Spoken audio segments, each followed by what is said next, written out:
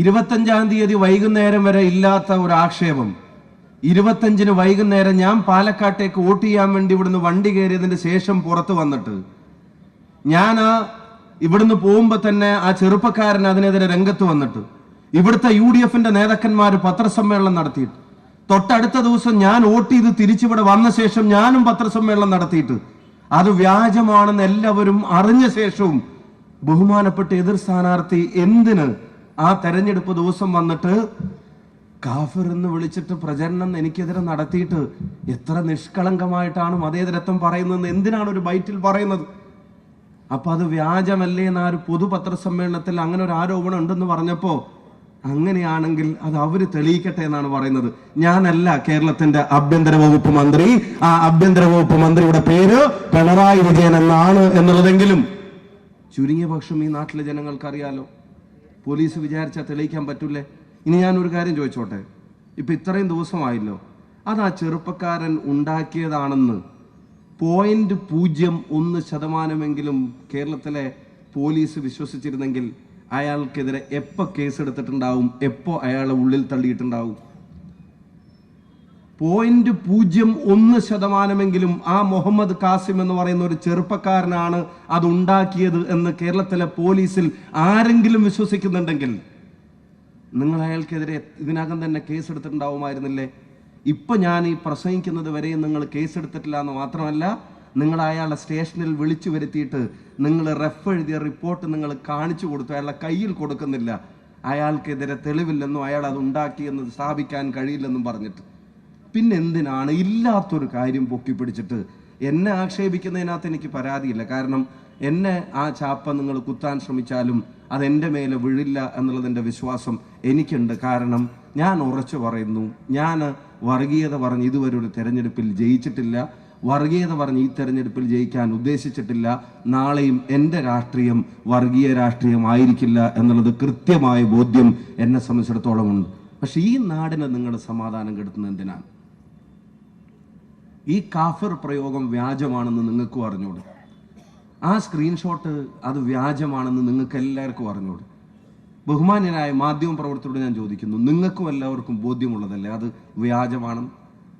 പിന്നെ അത് പറഞ്ഞിട്ട് LDF-നെ പോലൊരു സംവിധാനം, CPM-നെ പോലൊരു പാർട്ടി ആ പ്രയോഗം പറഞ്ഞിട്ട് തന്നെ ഒരു പരിപാടി വീണ്ടും ഈ കഴിഞ്ഞ 6-ാം തീയതി വടകരയിൽ നടത്തുന്നതിന്റെ ഉദ്ദേശം എന്താണ് എന്നുള്ളത് അത് ഈ നാട്ടിലെ ജനങ്ങൾ ചിന്തിച്ചാൽ മാത്രം പോരാ. ഞാൻ CPIM-ന്റെ പ്രവർത്തകരാരെങ്കിലും എൻ്റെ പ്രസംഗം കേൾക്കുമെങ്കിൽ നിങ്ങൾ നിങ്ങളുടെ നേതാക്കന്മാരോട് ഒരു ചോദ്യം നിങ്ങൾ ചോദിക്കുക.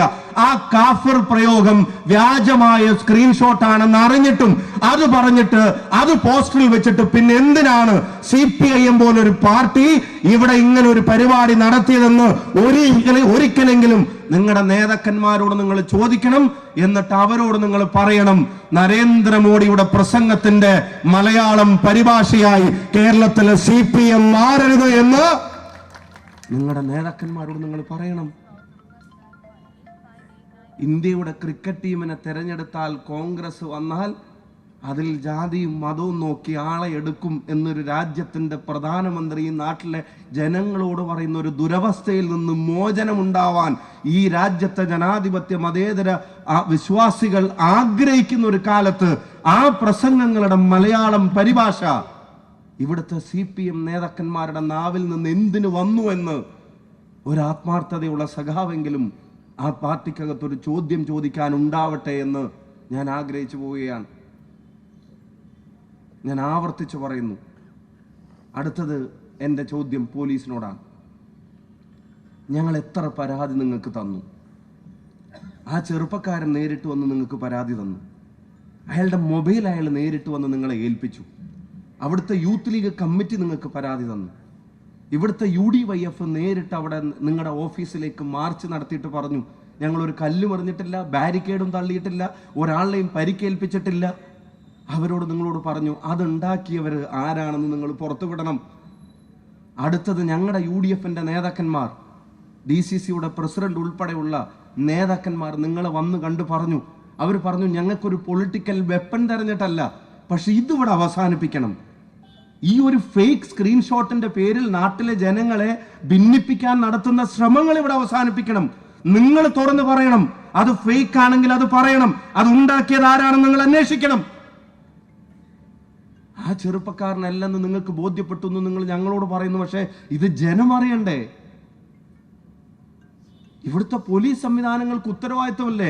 ഒരു നാടിന്റെ സമാധാനം കെടുത്തുന്ന തരത്തിലുള്ള വർഗീയ പ്രചരണങ്ങൾ നവമാധ്യമങ്ങളിലൂടെയും അല്ലാതെ നേരിട്ടും ഒരു രാഷ്ട്രീയ പ്രസ്ഥാനം, ഉത്തരവാദിത്തപ്പെട്ട പാർട്ടി എന്ന് വിശ്വസിക്കപ്പെട്ടിരുന്ന ഒരു രാഷ്ട്രീയ പ്രസ്ഥാനം ഈ വേദിയിൽ വന്ന് അതേ വാക്കുപയോഗിച്ച് പിന്നെയും ജനങ്ങളെ ഭിന്നിപ്പിക്കുമ്പോ പോലീസ് എന്തിനാ കാഴ്ചക്കാരായി നോക്കി നിൽക്കുന്നത്?